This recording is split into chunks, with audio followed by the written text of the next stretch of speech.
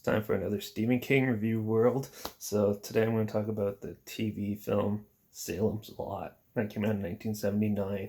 It's obviously made by Warner Brothers. They make a lot of Stephen King films.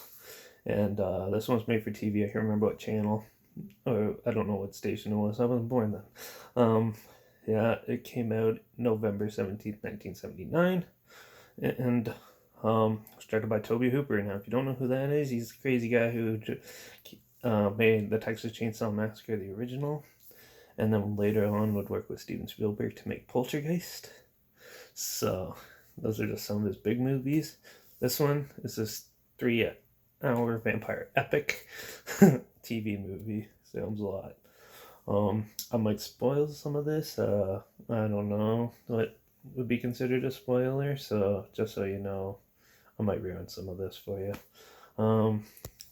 And yeah, so basically the plot of this movie is this is writer and he moves to a town called Salem's Lot, and there's this really old dark house on the hill that he's like curious to.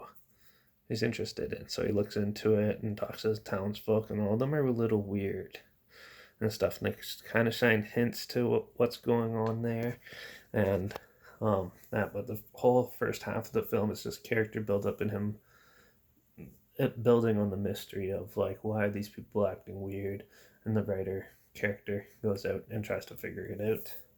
And then the second half, so the next hour and a half, it's basically so you start seeing that the town's full of vampires, and there's some really weird, disturbing, creepy scenes of like vampires floating in the window and coming through like children's rooms and stuff and getting them and stuff. There's some pretty neat stuff. There's some pretty cool special effects in this movie too when it comes to that.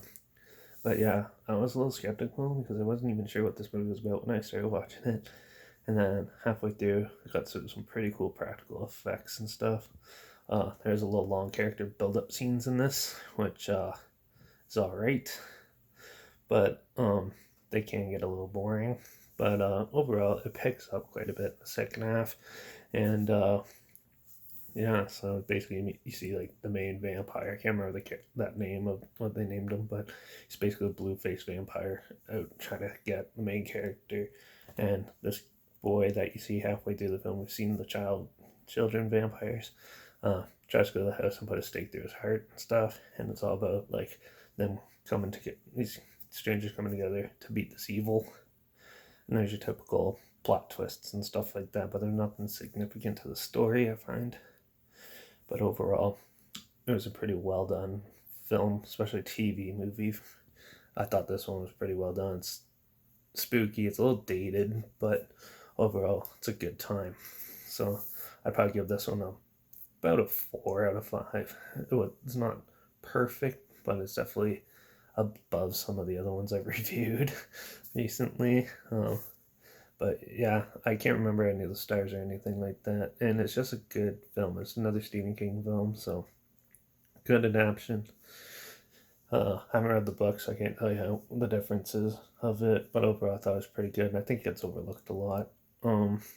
Yeah, so I'll link the trailer down below if you want to see that. Also, I'll link my Instagram down below because I always post clips.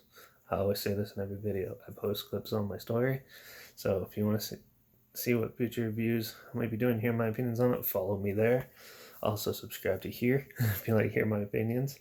And yeah, make sure you like this if you like my opinion on it.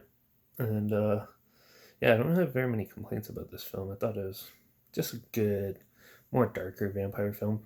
Way better than Twilight. If you like Twilight, you're probably not going to like this.